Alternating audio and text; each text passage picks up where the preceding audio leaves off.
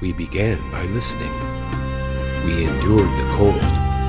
We worked until our hands bled. We forged ourselves in fire. We finished what we started. We carried the weight. We found strength in silence. And now, we understand. We are not the end. We are the roots. The strength you feel in your bones is not yours alone. It is theirs. It is the wind that shaped them, the earth that fed them,